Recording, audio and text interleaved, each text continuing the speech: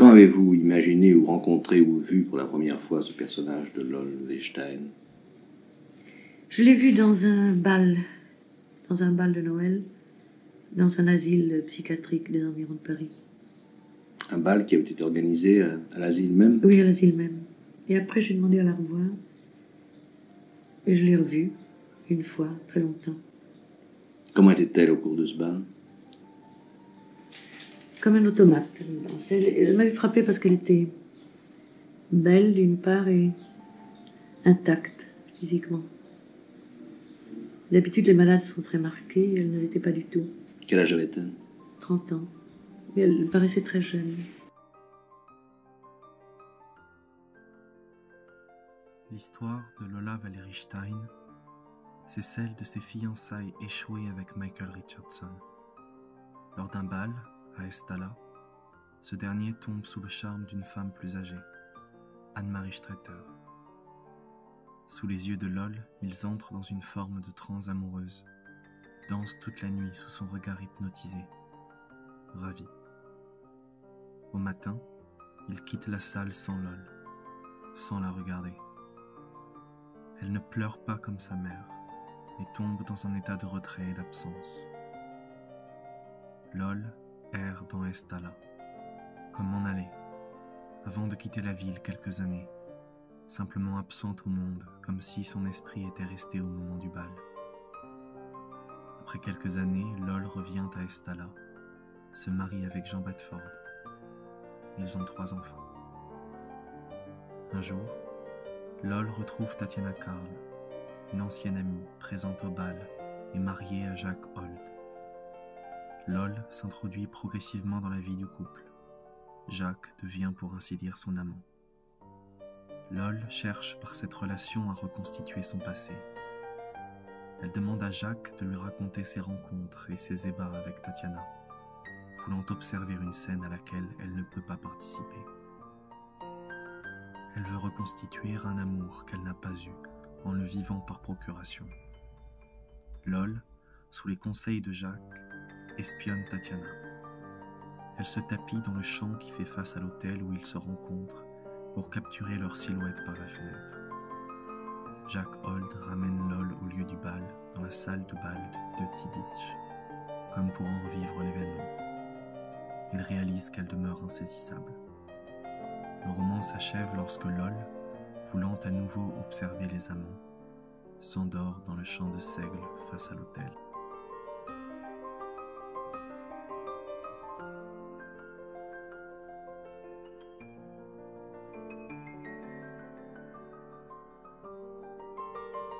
Lol Weinstein est née ici, à Estalla, et elle y a vécu une grande partie de sa jeunesse.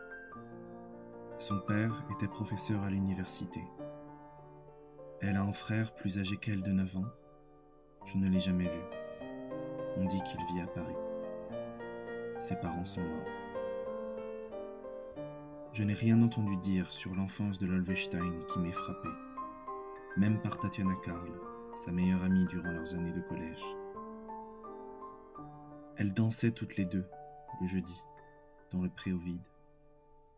Elle ne voulait pas sortir en rang avec les autres, elle préférait rester au collège. Elle, on les laissait faire, dit Tatiana. Elles étaient charmantes. Elles savaient mieux que les autres demander cette faveur. On la leur accordait. On danse, Tatiana. Une radio dans un immeuble voisin jouait des danses démodées. Une émission souvenir dont elle se contentait. Les surveillantes envolées, seules dans le grand préau où ce jour-là, entre les danses, on entendait le bruit des rues. Allez, Tatiana. Allez, viens. On danse, Tatiana. Viens. C'est ce que je sais.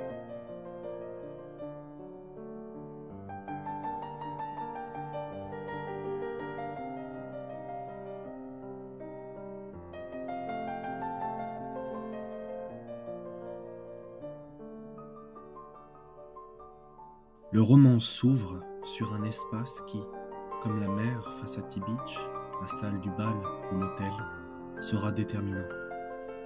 Le préau, c'est le lieu où les enfants, libérés de leurs devoirs scolaires, s'inventent une vie, remplissent l'espace de leurs rêves. Lol et Tatiana dansent dans le préau, et seule cette danse permettra d'appréhender la scène du bal. C'est une danse encore enfantine. L'enfant remplit de son imagination l'espace qui l'entoure. Que la musique soit démodée, peu importe. Le propre de l'enfant est de se saisir de ses souvenirs enfouis pour les faire rejaillir devant lui sous son impulsion créatrice. Il est celui qui, véritablement, sait faire de son rêve une réalité. Pour la seule fois peut-être, Lol est active. C'est elle qui ordonne. C'est elle qui, au vide du préau, oppose le plein de la danse. « Viens », ordonne-t-elle. Elle remplit l'insensé d'un sens qu'elle se crée. Beauté, amitié, harmonie avec la musique, qu'importe. En opposition au bal, espace que Lol est incapable de remplir, interrompu par les lamentations de la mère et par le cri de Lol, l'espace du préau est un espace plein, où ne se pose aucune question, car l'existence est une. Entre sa propre personne, ses actions et ses rêves, il n'y a pas d'écart. Elle fait un avec son existence. La vie, à ce moment-là, a un sens et ne fait pas question. Le passage du vide au plein, du rien à la danse, c'est le jaillissement du sens de l'existence. Le remplissement du préau par la danse est immédiat. Nulle latence, nul jeu, nul abîme entre les danseuses, leur danse et l'espace de leur danse. Tout roman semble commencer ainsi, dans l'illusion passée d'un temps d'innocence, d'un temps où le rêve pouvait s'accomplir et s'accomplissait. Temps révolu qui n'ouvre pas à proprement parler le roman, mais le précède pour remarquer la crise. C'est le temps de l'innocence.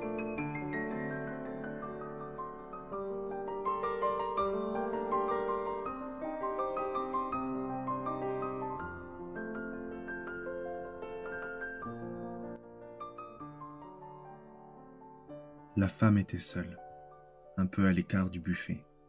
Sa fille avait rejoint un groupe de connaissances vers la porte du bal. Michael Richardson se dirigea vers elle dans une émotion si intense qu'on prenait peur à l'idée qu'il aurait pu être éconduit. Lol, suspendue, attendit elle aussi. La femme ne refusa pas. Ils étaient partis sur la piste de danse. Lol les avait regardés.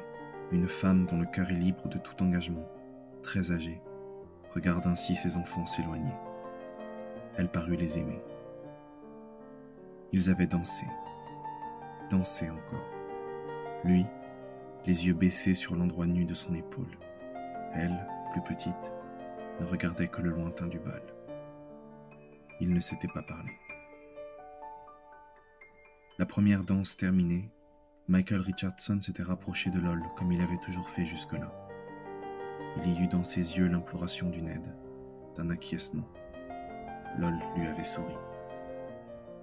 Puis, à la fin de la danse qui avait suivi, il n'était pas allé retrouver Lol.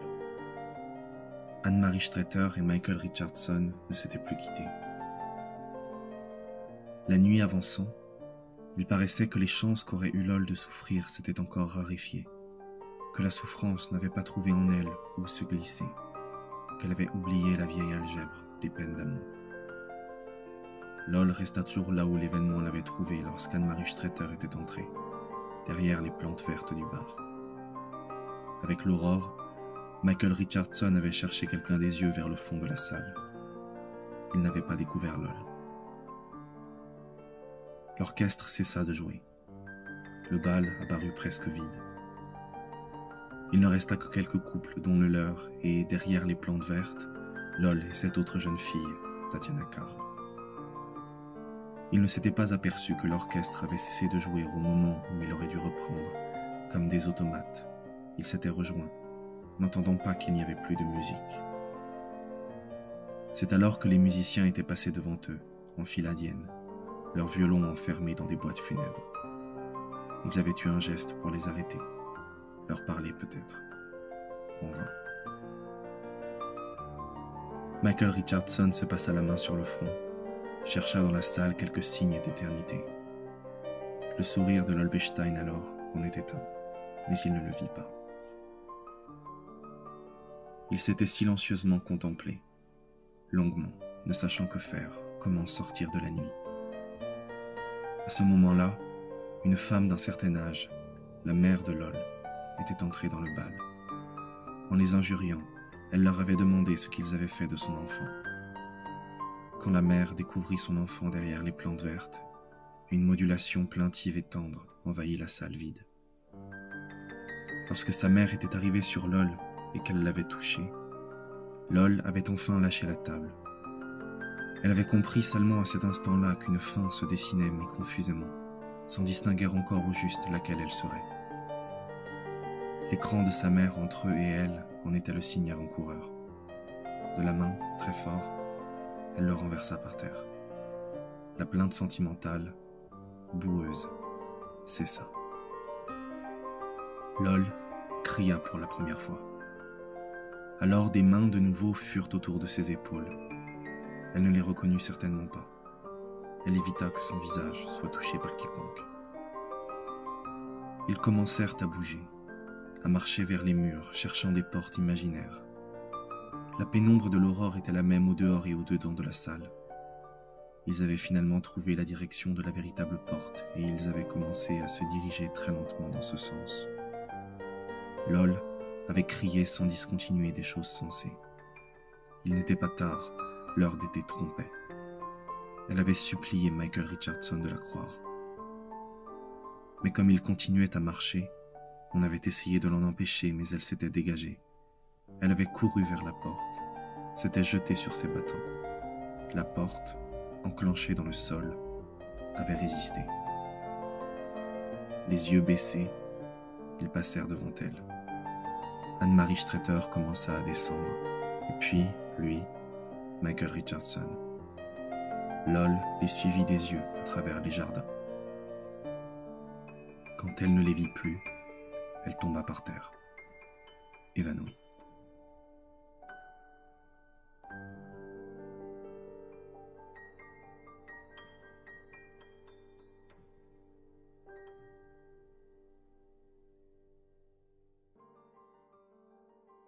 Écrire un roman, c'est tenter de reconstituer un événement indicible.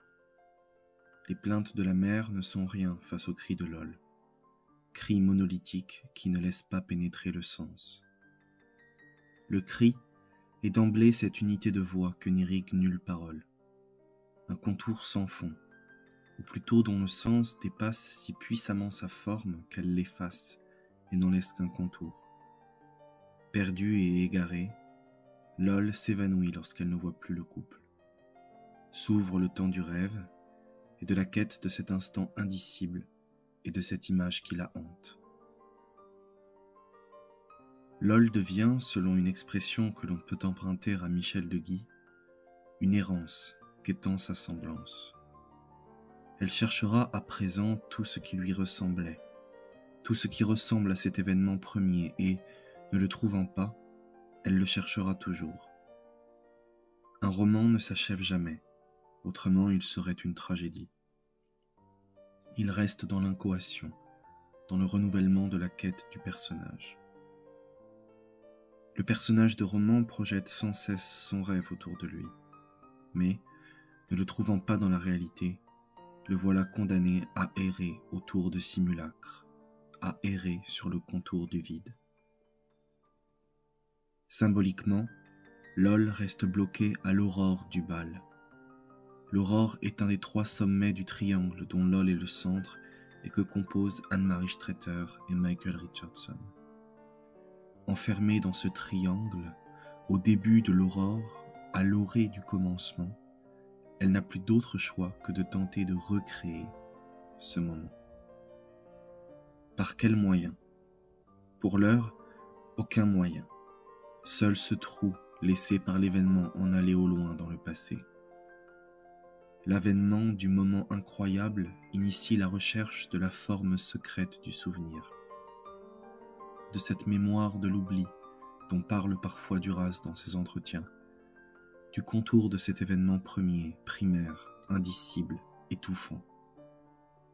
L'expérience romanesque est celle du débordement du sens.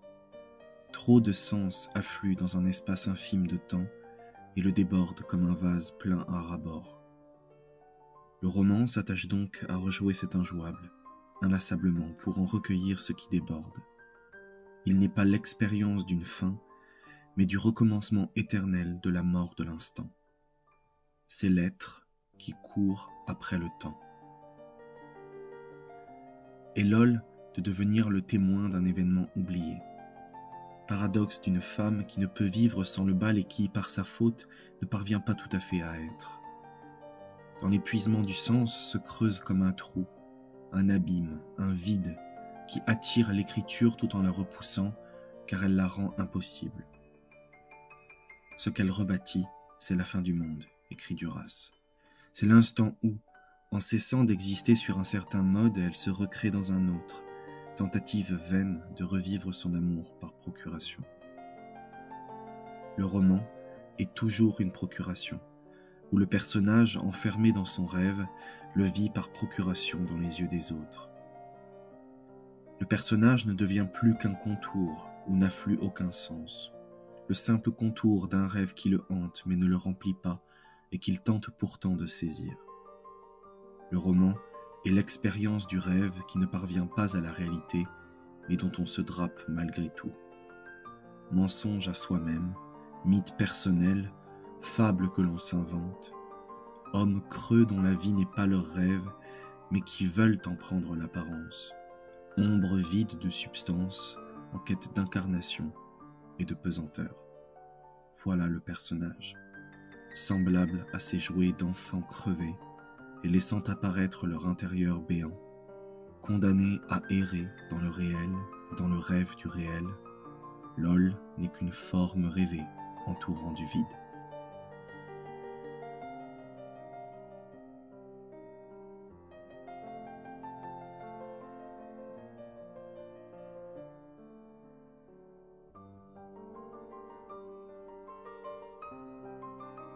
À cet instant précis, une chose, mais laquelle, aurait dû être tentée qui ne l'a pas été. À cet instant précis, Lol se tient, déchiré, sans voix pour appeler à l'aide, sans argument, sans la preuve de l'inimportance du jour en face de cette nuit, arraché et porté de l'aurore à leur couple dans un affolement régulier et vain de tout son être. Elle n'est pas Dieu, elle n'est personne. Elle sourit certes à cette minute pensée de sa vie. La naïveté d'une éventuelle douleur ou même d'une tristesse quelconque s'en est détachée. Il ne reste de cette minute que son temps pur, d'une blancheur d'os. Et cela recommence. Les fenêtres fermées, scellées, le bal muré dans sa lumière nocturne les aurait contenus tous les trois et eux seuls. Lol en est sûr. Ensemble, ils auraient été sauvés de la venue d'un autre jour, d'un autre, au moins. Que se serait-il passé? Lol ne va pas loin dans l'inconnu sur lequel s'ouvre cet instant. Elle ne dispose d'aucun souvenir, même imaginaire. Elle n'a aucune idée sur cet inconnu. Mais ce qu'elle croit, c'est qu'elle devait y pénétrer, que c'était ce qu'il lui fallait faire, que ça aurait été pour toujours, pour sa tête et pour son corps, leur plus grande douleur et leur plus grande joie confondues, jusque dans leur définition devenue unique mais innommable, faute d'un mot. J'aime à croire, comme je l'aime, que si Lol est silencieuse dans la vie, c'est qu'elle a cru, l'espace d'un éclair, que ce mot pouvait exister. Faute de son existence, elle se tait. Ça aurait été un mot absence, un mot trou, creusé en son centre d'un trou, de ce trou où tous les autres mots auraient été enterrés. On n'aurait pas pu le dire, mais on aurait pu le faire résonner. Immense, sans fin, un gond vide. Il aurait retenu ceux qui voulaient partir. Il les aurait convaincus de l'impossible. Il les aurait assourdis à tout autre vocable que lui-même. En une fois, il les aurait nommés. Eux, l'avenir et l'instant. Manquant ce mot, il gâche tous les autres, les contamine. C'est aussi le chien mort de la plage en plein midi, ce trou de chair. Comment ont-ils été trouvés les autres? Oh, décrochez-moi ça, de quelles aventures parallèles à celles de l'Olvestein étouffé dans l'œuf, piétiné et des massacres.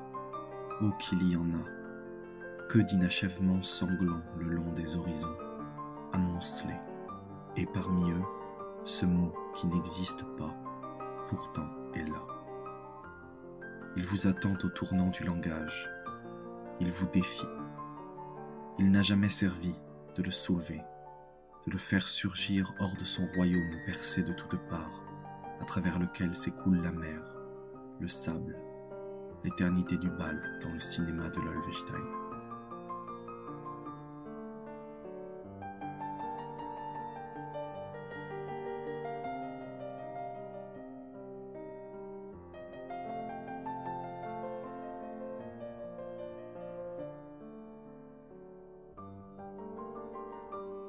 Que le personnage donc soit le contour d'un vide, du vide d'un rêve qui n'en a que la forme sans en avoir le contenu, se concrétise dans l'image du trou.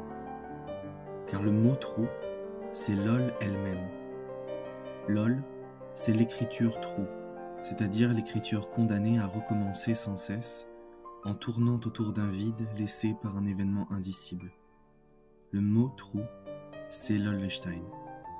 Trou elle-même, car la réversibilité de son nom, qui en fait un palindrome, centre son nom sur la lettre O.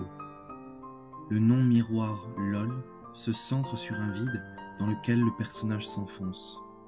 Le nom se suture et se ferme sur ce vide. Mais il se ferme aussi sur une amputation de son prénom total, Valérie, marquée par la pesanteur de l'allemand Stein, la pierre. Certes, le mot trou désigne évidemment la tâche de l'écrivain, qui tourne en spirale autour d'un indicible. Mais, plus profondément et plus obscurément, ce qu'est le mot trou, c'est le personnage lui-même, créé par l'écrivain.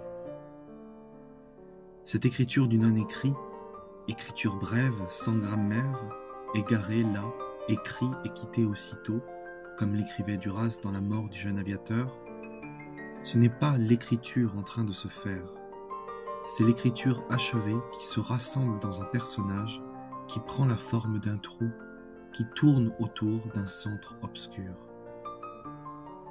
Que l'intérieur du personnage soit vide ne signifie pas qu'il soit dépourvu de sens. Ce qui fait sens dans la langue du personnage, c'est le battement réitéré du rien. Le mot trou gond, comme une percussion sensible, résonne dans l'évidement du sens, tandis que le mot, c'est-à-dire le personnage, LOL, erre et flotte sans référent, en suspens. Ainsi de l'image du champ de seigle où se plonge LOL, surface et espace uniforme dans lequel elle peut se fondre comme un véritable rien. Le mot trou qu'on appelle, c'est LOL elle-même, appelée par elle-même, par Jacques Hold aussi, car on l'appelle comme on appellerait un mort. Car LOL prend la forme d'une mort-née, ce que pointait déjà Lessana dans La raison de LOL, en rapprochant le personnage du petit garçon de 1942 que Marguerite Duras met au monde, mais qui meurt en naissant. Quoi de plus symboliquement vide qu'un corps de nourrisson sans vie? Et comment comprendre ceci autrement? Puis un jour, son corps infirme remue dans le ventre de Dieu. Corps éternellement infirme, car amputé de sa vie au moment de sa naissance, à l'aurore du bal, corps sans âme encore, qui remue comme instinctivement dans un ventre éternel, échappé de toute éternité au temps. Morte à la naissance, ou peut-elle encore bouger que dans Dieu, c'est-à-dire dans celui qui n'est pas du temps mais de l'être, et qui ne change pas? Et comment ne pas voir, dans le trou de chair du chien mort sur la plage, le cadavre même de LOL, échoué sur la plage de T-Beach par les marées du bal? Le drame du personnage de roman, c'est d'être figé dans un absolu, dans un rêve hermétique qui le tue à la naissance et qui l'empêche de s'incarner dans le temps, tant gelé que celui du personnage de roman. Ulvestein est morte à sa naissance. C'est pourquoi le personnage est un mot trou, forme du ventre de la mer vidée de sa substance dont on lui refuse pourtant la vue. Le personnage est la vaine tentative pour ressaisir ce que le contact avec le réel a tué, ce rêve évanoui au moment de son accomplissement échoué. Le mot trou dit cette vérité étrangement simple. Le personnage n'est qu'un mot. Mot d'autant plus que sa seule existence est encore d'être prononcée par le narrateur, Jacques Hold.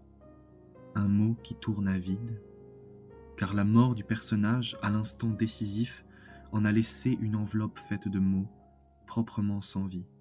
Le personnage n'est bien que de l'encre, qui ne vit plus que de mots laissés autour de lui. Vaincu par l'événement, c'est bien de paroles que se nourrit le personnage. Paroles qui trahissent l'événement réel, qui ne le remplacent pas, qui sonnent creuses et tournent à vide. Mots trous qui rend d'autant plus vaine la supplication d'Aragon dans le roman inachevé que, peut-être, nous pourrions lui prêter. Cette cage des mots, il faudra que j'en sorte, et j'ai le cœur en sang d'en chercher la sortie. Ce monde blanc et noir, où donc en est la porte? Je brûle à ces barreaux mes doigts comme aux orties. Je base avec mes poings ces murs qui m'ont menti. Des mots autour de ma jeunesse morte.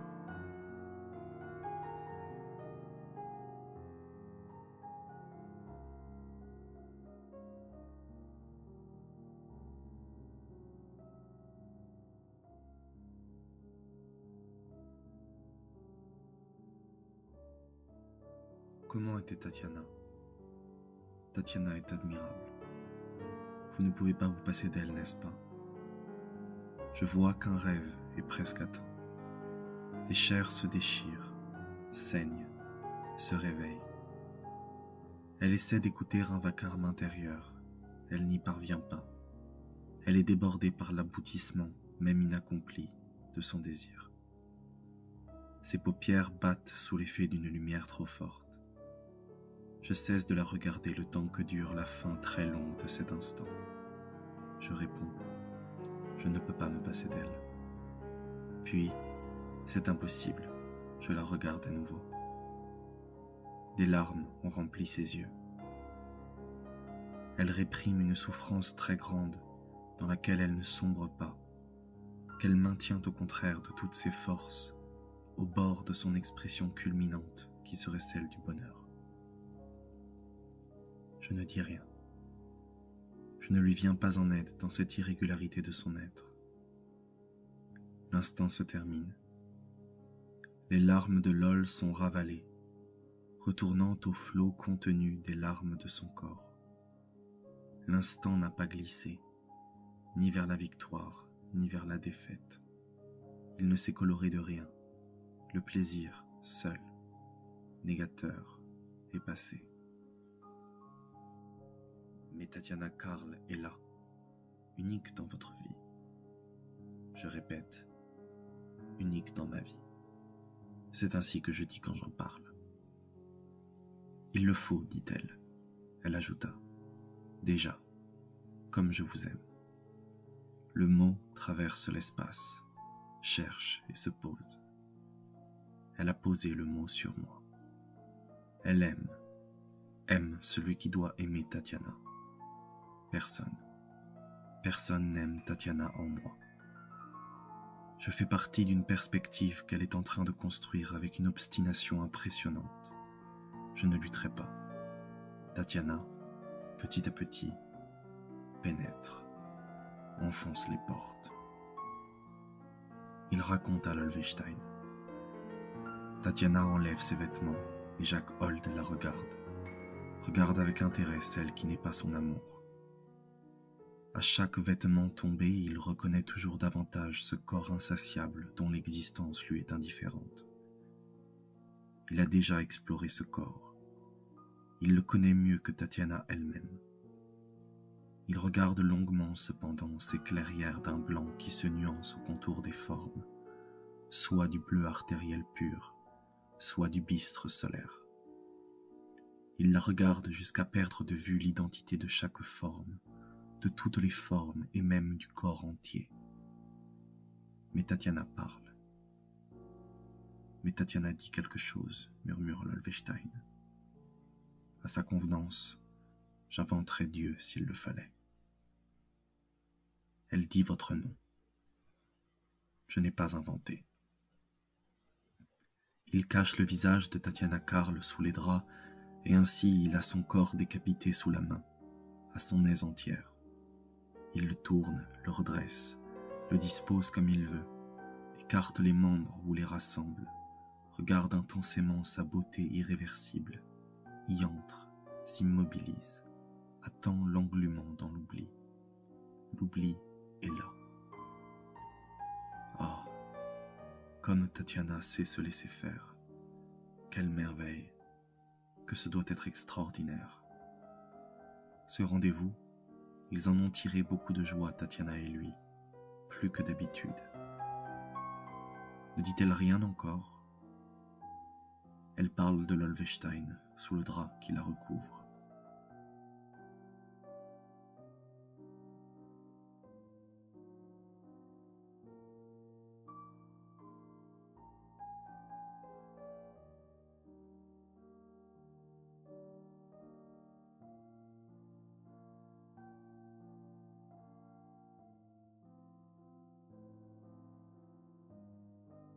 Devenue mot elle-même, support d'une narration qu'elle ne contrôle pas car le narrateur est Jack Hold, Lol devient elle-même, dans ses mots, un port où peuvent venir s'amarrer les significations et, surtout, où viennent s'accrocher des discours extérieurs, des visions qu'elle tente d'avoir pour remplir ce qui ne peut pas être rempli, pour accrocher aux mots qu'elle est, seule, d'autres groupes de mots, pour se créer une histoire cohérente, une vie, un temps, une grammaire.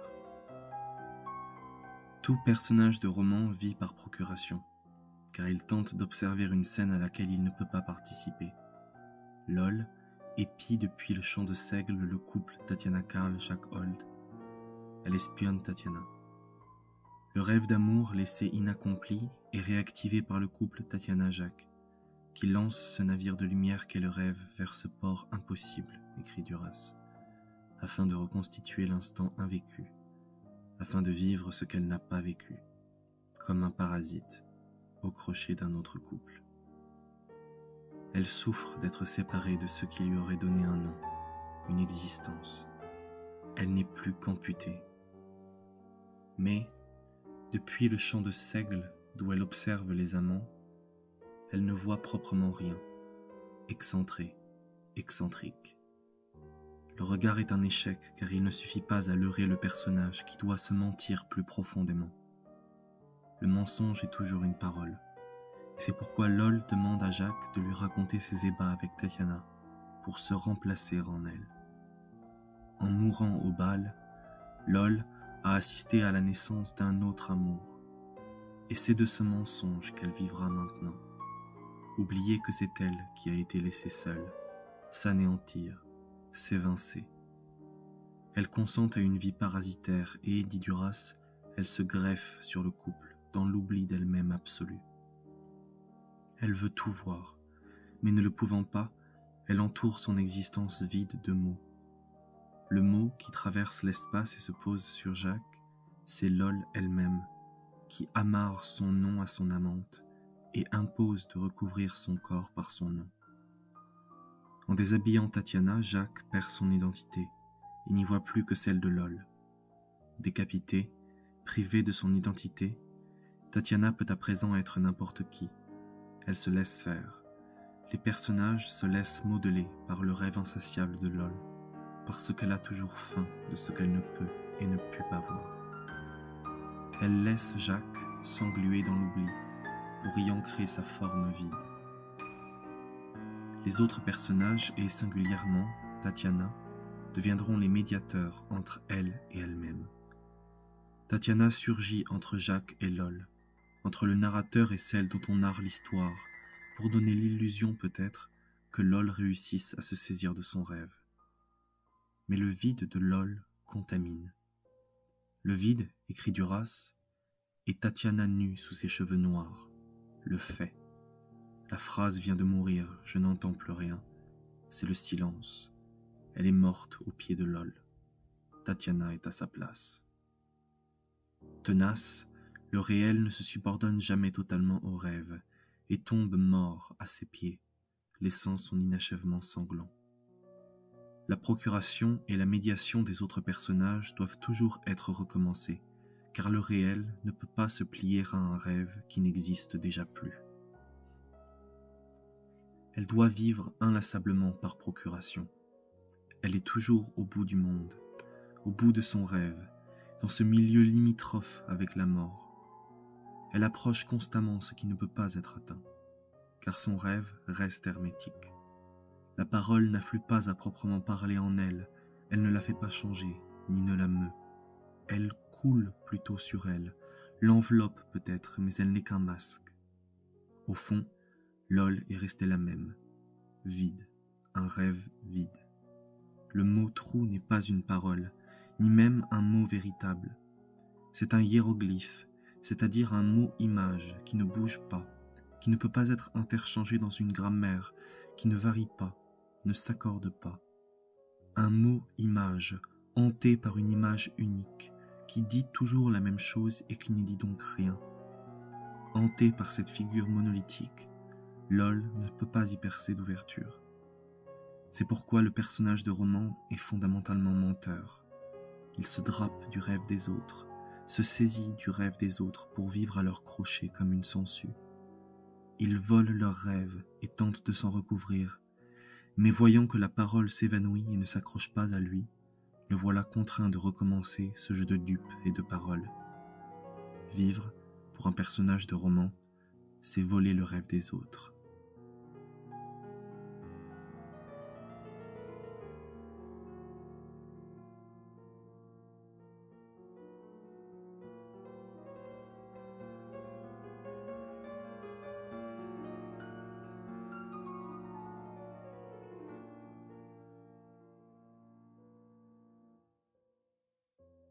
Nous entrons.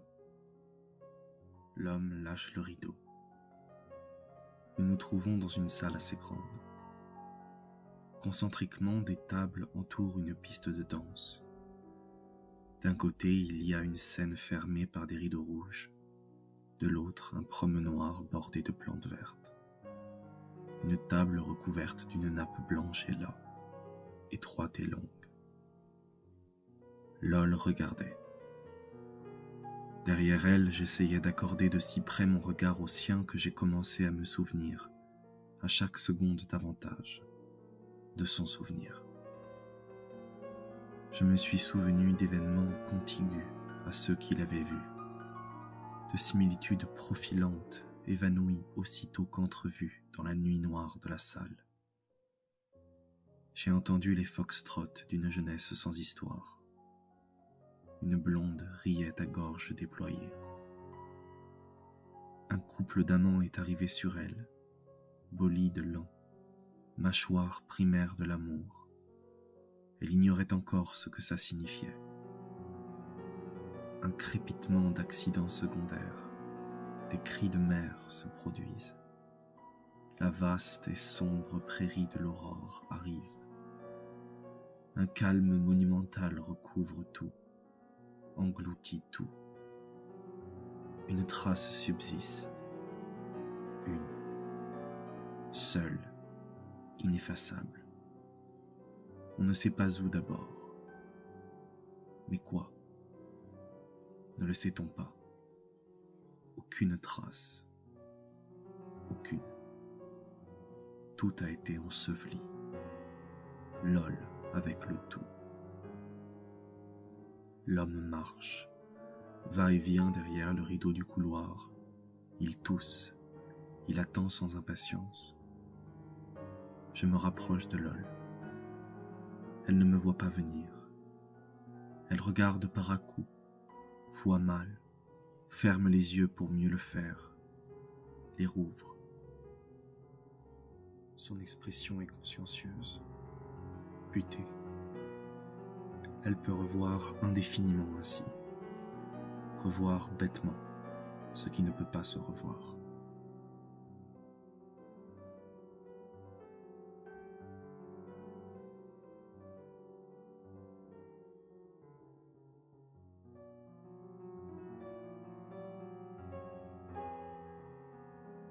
Que la dernière grande scène avant la fin du roman, lorsque Lol s'endort dans le champ de seigle face à l'autel, signant l'impossibilité de voir et de reconstituer l'instant, que la dernière grande scène soit celle du retour à la salle du bal, laisse entrevoir une dernière fois l'absence de Lol, ensevelie avec le tout. Car ce qui apparaît à présent comme une évidence, c'est que la procuration de rêves à laquelle s'adonne Lol nécessite d'autres personnes, qui parlent pour elle, qui bâtissent pour elle son histoire. Sans Jack Hold, sans l'homme aussi qui lui ouvre la salle du bal, il n'y a pas de ressouvenir, même si ce dernier échoue. Puisque Lol est bloqué à l'aurore du bal, le destin du roman, l'écriture du roman, l'écriture même de la vie du personnage ne peut pas être entre ses mains. Il faut que le narrateur soit un autre. Et ce sera Jack Hold, nom symbolique, puisque Hold, en anglais, signifie tenir. Il est celui qui, de bout en bout, tient l'histoire de Lolvestein. Il dit « J'invente, c'est ce que je sais, j'imagine. Il faut inventer les chaînons qui me manquent dans l'histoire de Lolvestein, dit-il. Le narrateur doit inventer l'histoire de Lolvestein. Pourquoi inventer ainsi la vie de Lolvestein? La raison en est dans un motif profond de l'œuvre tout entière de Duras. On écrit pour prostituer son personnage. Qu'est-ce que la prostitution si ce n'est ce que l'on met étymologiquement en avant, à l'étalage, lorsque la personne qui se prostitue s'efface au profit de celui pour qui on se prostitue? Et qu'est-ce que Lol, si ce n'est un personnage qui s'efface pour qu'on puisse inlassablement la remplir du sens que l'on veut? Dépourvu de sens, c'est bien pour qu'on lui donne le sens que l'on désire que Lolvestein existe. Prostitution de celle qui doit s'effacer pour qu'apparaisse mieux son empreinte. La disparition de Lol pour que les autres en parlent, pour fantasmer son vide, son événement, et échouer à la faire venir, elle, en personne, pour que viennent inlassablement nos discours sur elle, nos rêves et nos fantasmes. Prostituer Lol, c'est précisément ce que fait la narration, puisque Jack Hold, le narrateur, reconstitue sa vie et la prostitue en nous l'offrant. S'ouvre l'horizon du lecteur, qui peut se saisir d'une forme vide et la remplir des significations qu'il souhaite. Dans la poésie, le personnage fait un avec son auteur. Dans la tragédie, l'auteur est séparé de son protagoniste par la fatalité qui nous empêche de nous en saisir. Dans le roman, en revanche, pétri de lacunes et de vides, c'est à cette prostitution du personnage que l'on s'adonne. L'écriture est bien, écrit Duras dans le monde extérieur, cet appétit de viande fraîche, de tuerie, de marche, de consommation de la force. On a tué le personnage, on l'a vidé de sa substance pour que l'on puisse infiniment y plonger la nôtre, notre âme, notre corps, nos désirs et nos rêves, ensemble, pénétrant le personnage de Lolvestein. Pour que l'on parle, non à travers elle, mais en elle. Qui offre au monde un personnage de roman l'offre au viol du lecteur, comme un pantin désarticulé dont on fait ce qu'on désire, une figure à remplir de ce que l'on veut. Lolvestein, comme d'autres figures d'autres romans à l'image d'Anne-Marie Streeter, est à qui la veut. On n'a qu'à s'en saisir et à la remplir de nos rêves. Lolvestein, c'est déjà une prostitution, parce que dès le début, dit Marguerite Duras dans ses entretiens, elle est esquintée comme une putain. Autrement que pénétrée par les autres, par leurs rêves, y trouvant leur support adéquat dans son vide, Lol n'existe pas et n'a pas de sens. sa quête de médiation, sa quête d'amour par procuration, n'a pas de sens pour elle. Elle n'a pas pour but d'aboutir, mais de se retourner pour nous permettre à nous, lecteurs, d'y fixer nos sens, nos impressions et nos désirs, tuant l'Olvestein pour revivre en elle. Parce qu'on l'a entouré de tant de mots, de tant de commentaires, parce qu'on a cherché à envelopper son non-sens d'une signification. Sa petite folle, comme Duras l'appelle, est celle qui se vend le mieux et qui se prostitue donc le plus. Et c'est ce que nous faisons là, à en parler encore. Nous participons de son viol et de sa prostitution. Nous n'avons rien dit là de vrai sur l'Olvestein, peut-être. N'avons-nous pas seulement ancré nos rêves à son port? Avoir parlé d'elle, c'est avoir tué l'Olvestein.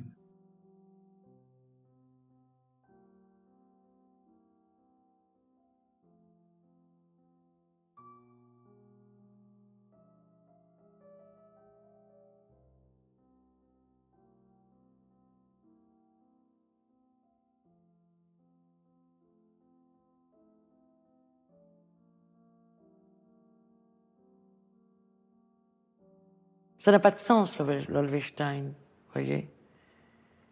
Ça n'a pas de signification.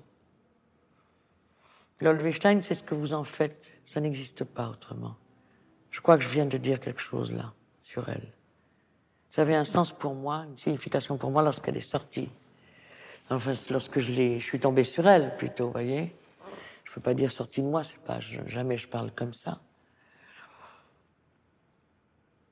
Mais qu'ensuite, elle a été à qui la veut. Ça me rappelle quelque chose. Oui, comme Anne-Marie Straton. Oui. Qui est à qui la veut. Oui. C'est ma prostitution.